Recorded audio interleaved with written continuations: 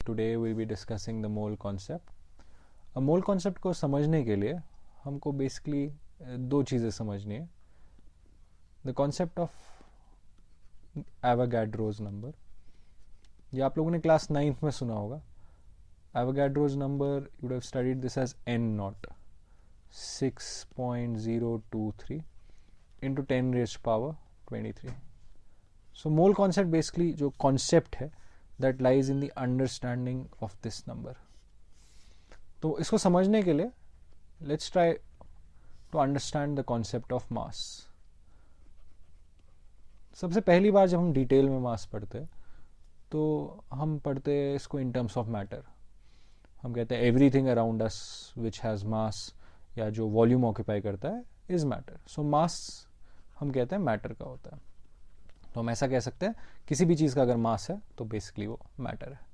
इसको जब हम थोड़ा और डिटेल में पढ़ते हैं तो हमको रियलाइज होता है मैटर एसेंशली बना होता है एटम्स का. तो this is something that we know now कि पहले हम कहते थे मास वो चीज़ है जो मैटर है. अभी हम कहेंगे कि मास उस चीज़ का है जिसमें एटम्स है. हमने एक पॉइंट पे पढ़ा था कि एटम इंडिविजिबल होता है, वो भी हमको रियलाइज हुआ कि गलत था. उसके बाद हमने देखा कि एटम में एक्चुअल में प्रोटॉन्स होते हैं, न्यूट्रॉन्स होते हैं और इलेक्ट्रॉन्स होते हैं. तो अब हम इस स्टेटमेंट को फिर से बोलेंगे. अब हम बोलेंगे किसी भी चीज़ का मास इसलिए होता है क्योंकि उसमें प्रोटॉन्स, न्यूट्रॉन्स और इलेक्ट्रॉन्स होते हैं. अभी हम ये अज्यूम कर रहे हैं क्लास 11-12 फिजिकल केमिस्ट्री में कि प्रोटॉन, न्यूट्रॉन और इलेक्ट्रॉन जो है ये तीनों जो है ये इंडिविजिबल है. इंडिविजिबल मतलब आप किसी भी प्रोटॉन को ब्रेक डाउन नहीं कर सकते, किसी भी न्यूट्रॉन या इलेक्ट्रॉन को ब्रेक डाउन नहीं कर सकते. तो अगर किसी भी चीज़ का मास है वो इसलिए है क्योंकि उसमें प्रोटॉन, न्यूट्रॉन, इलेक्ट्रॉन है, और प्रोटॉन, न्यूट्रॉन, इलेक्ट्रॉन से कोई छोटी चीज़ है नहीं. तो अभी अब बिकॉज हम कह रहे हैं कि हर एक चीज़ का मास इसकी वजह से है, तो हमको इन तीनों के मास को अंडरस्टैंड करना पड़ेगा.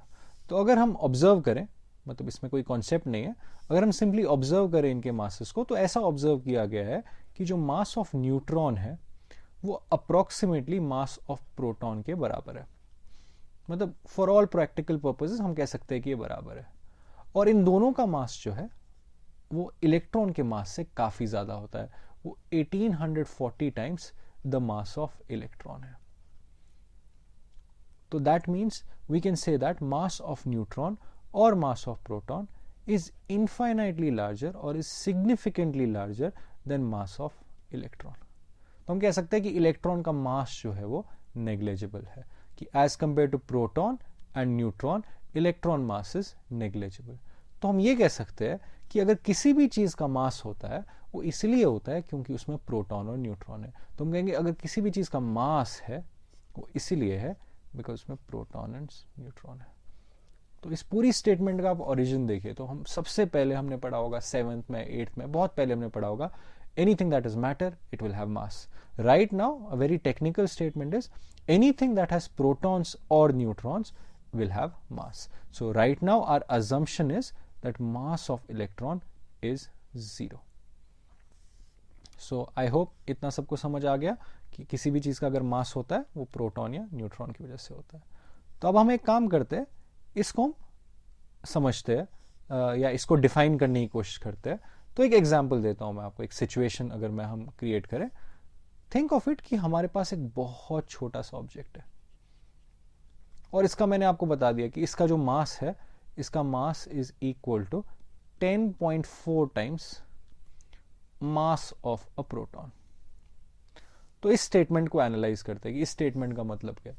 पहली बात, मैं विद कॉन्फिडेंस कह सकता हूं कि ये जो स्टेटमेंट है ये गलत है. ये गलत इसलिए है क्योंकि किसी भी चीज़ का अगर 10.4 टाइम्स मास ऑफ प्रोटॉन है तो उसका मतलब ये हो गया कि उसमें 10 प्रोटॉन है, विच इज़ करेक्ट, जिसमें मेरे को कोई प्रॉब्लम नहीं है. और उसमें 0.4 टाइम्स मतलब 40% ऑफ प्रोटॉन है या न्यूट्रॉन, क्योंकि दोनों का मास सेम है. ये चीज़ जो है ये तो पॉसिबल नहीं है. पॉसिबल क्यों नहीं है?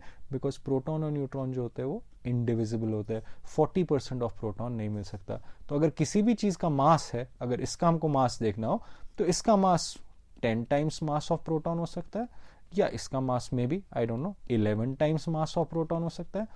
10.4, 10.5 नहीं हो सकता. सो दैट मीन्स हमारे अराउंड अगर किसी भी चीज का मास है वो सिर्फ integral multiple of mass of proton हो सकता है.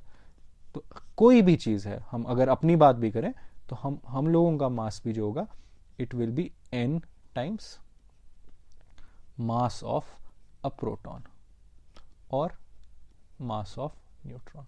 It cannot be fraction, it cannot be 20.5, 20 times हो सकता है, 30 टाइम्स हो सकता है, कोई फ्रैक्शनल नहीं हो सकता क्योंकि प्रोटॉन को ब्रेक नहीं कर सकते और इलेक्ट्रॉन का मास जो है वो 0 है.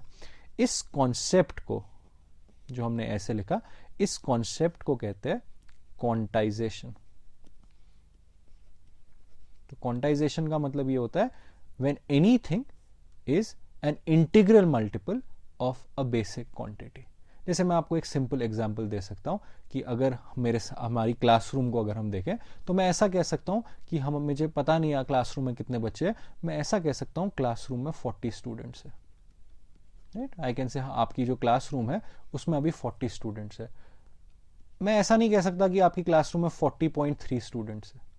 ये तो आपको पता है कि ये चीज जो है ये गलत है, बिकॉज स्टूडेंट्स 0.3 नहीं हो सकते. या तो क्लास में 40 स्टूडेंट है या तो क्लास में 41 स्टूडेंट है, 40.3 नहीं हो सकते. तो ऐसे जो नंबर ऑफ स्टूडेंट्स है दैट इज क्वांटाइज्ड. क्यों? बिकॉज स्टूडेंट जो है वो इंडिविजिबल है, हमारे पास आधा स्टूडेंट नहीं होगा.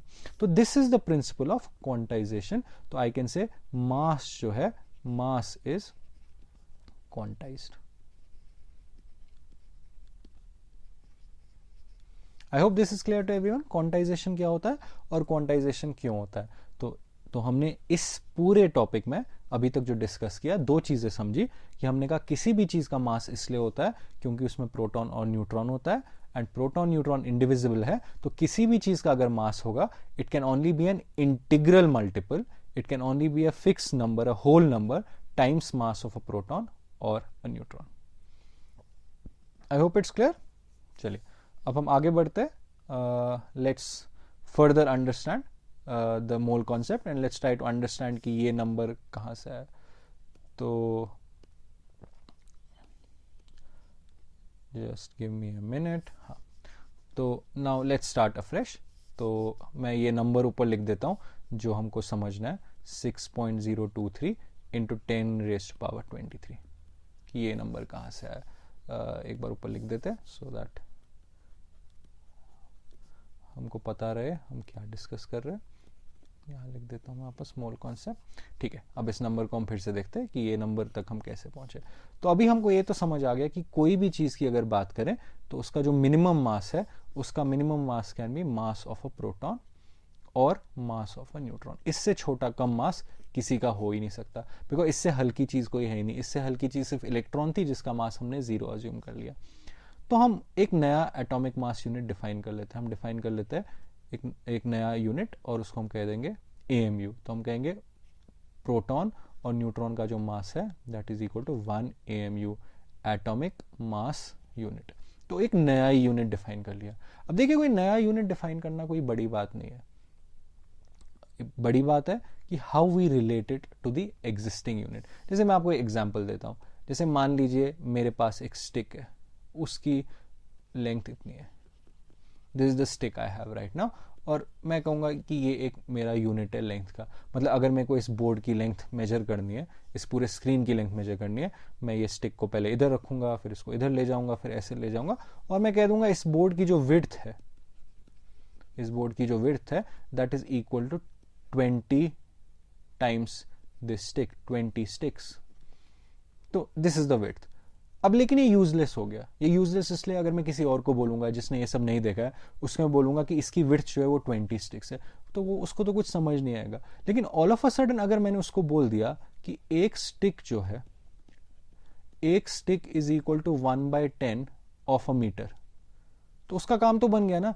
तो वो तो सीधा कहेगा अच्छा एक स्टिक 1/10 ऑफ अ मीटर है तो 20 स्टिक तो आराम से 2 मीटर हो गया. मतलब ये पूरी विड्थ कितनी है, तो 2 मीटर की विड्थ है. तो एज यू सॉ नया यूनिट डिफाइन करना कोई बड़ी बात नहीं थी. मैंने लेंथ का एक नया यूनिट डिफाइन कर लिया, लेकिन वो काम की चीज तभी बनी जब मैंने उसको एक एग्जिस्टिंग नोन यूनिट के साथ रिलेट किया. तो वैसे ही एटॉमिक मास यूनिट को let's try to relate this to something that we know. Let's try to relate this to gram. तो उसके लिए हमको एक एक्टिविटी करनी पड़ेगी. मैं ये सब हटा देता हूं. ये बस अंडरस्टैंडिंग के लिए कहा था। तो एक एक्टिविटी करते, let's consider a beam balance.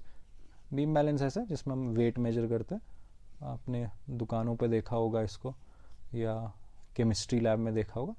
Imagine करते एक बीम बैलेंस है हमारे पास, ठीक है, और इस पे हमने यहाँ एक ऑब्जेक्ट रख दिया, एक छोटा सा ऑब्जेक्ट रखा जिसका मास एग्जैक्टली कितना है, 1 ग्राम, ठीक है। और हमने यहाँ से क्या किया, हमने यहाँ से एक प्रोटॉन यहाँ रख दिया, ठीक है, हमारे पास बहुत सारे प्रोटॉन्स है यहाँ, और हमने क्या किया, एक प्रोटॉन को इधर रख दिया। ऑब्वियसली हमको पता है कि जो ये 1 ग्राम है ये एक प्रोटॉन से बहुत ज्यादा होगा, एक प्रोटॉन तो बहुत छोटा होता है। तो अभी जो बीम बैलेंस है वो इस साइड टिल्ट करेगा। तो हमने क्या किया, विद टाइम हम इसमें प्रोटॉन्स ऐड करते गए, we continuously keep on adding protons, and एक टाइम ऐसा आएगा, बिकॉज प्रोटॉन का थोड़ा बहुत मास तो है, जैसे जैसे आप प्रोटॉन्स ऐड करोगे वैसे वैसे इस साइड मास बढ़ता रहेगा।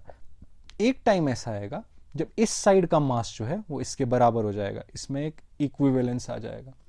सो एज इट टर्न्स आउट, अगर ये हम एक्सपेरिमेंट करेंगे, the moment we add 6.023 into 10⁻23 protons, जैसे ही हमने इतने प्रोटॉन्स ऐड कर लिए, ये बराबर हो गया किसके, 1 ग्राम। तो now I can say that mass of 6.023 into 10⁻23 protons is equal to 1 gram. और एक प्रोटॉन का मास कितना है, एक प्रोटॉन का जो मास है वो किसके बराबर है, वो तो 1 AMU के बराबर है। सो ऐसे लिख सकते हैं 6.023 इंटू 10⁻23 AMU। तो ये तो एक रिलेशनशिप आ गई ना 1 ग्राम और AMU में, जो हमको चाहिए था। तो दिस इज अ रिलेशनशिप। तो we can say 1 gram is equal to 6.023 into 10⁻23 AMUs। So this number, जो एवोगाड्रोस नंबर आपने पहले सुना होगा या अभी जो हमने पहले कहा था जिसके बारे में, तो ये नंबर जो है, ये नंबर एक रिलेशनशिप है between the most common unit of mass and the most fundamental और the smallest unit of mass. तो अभी क्या है, इसको हम कह देंगे, instead of writing this again and again, I can just write N0। तो एवोगाड्रो ने सिंबल यूज किया, तो N0 is just symbol, 1 gram is equal to N0 AMUs। तो मोल जो है, तो mole effectively is just a number. ये इस कॉन्सेप्ट को हमको कुछ ग्लैमराइज नहीं करना है, कोई स्पेशल कॉन्सेप्ट नहीं है। मोल जैसे किलो होता है, जैसे किलो आपको पता है किलो क्या होता है, किलो होता है 1000, किसी भी चीज के सामने किलो लगा दिया वो 1000 हो गया, kilogram is 1000 gram, kilometre is 1000 metre. वैसे ही आप लोगों को अगर पता होगा हेक्सा होता है, हेक्सा इज 10⁻6, राइट, या नैनो होता है, नैनो हो जाता है 10⁻9 वैसे ही mole is Avogadro's number. 6.023 into 10⁻23 is mole. So when I say 1 mole, I basically mean this. So here I can say, इस स्टेटमेंट को कह सकता हूं मैं 1 gram is the mass of 6.023 into 10⁻23 protons, or I can say 1 gram is the mass of 1 mole of protons. So this is what 1 mole means. So 1 mole is just a number. So whenever I say mole, I just mean this much. So I can say 1 mole of protons means this many number of protons. और मैं बोलूँ मेरे पास 2 moles of protons है, so that means I have 12.046 into 10⁻23 protons. I can say anything, 1 mole of chairs, 1 mole of human beings, 1 mole of insects. तो mole is just a number. अब ये है कि the significance of this number is कि this is a number that relates 1 gram with 1 AMU, 1 gram with the mass of a proton. So अगर हमको मोल को define करना हो, we can say 1 mole is the number of protons that are equal in mass to 1 gram. I hope the origin of 1 mole is clear. So when we move on to our next lecture, we'll see further explanations and applications of 1 mole, and that would help us in further understanding the mole concept. Thank you. I hope it was clear.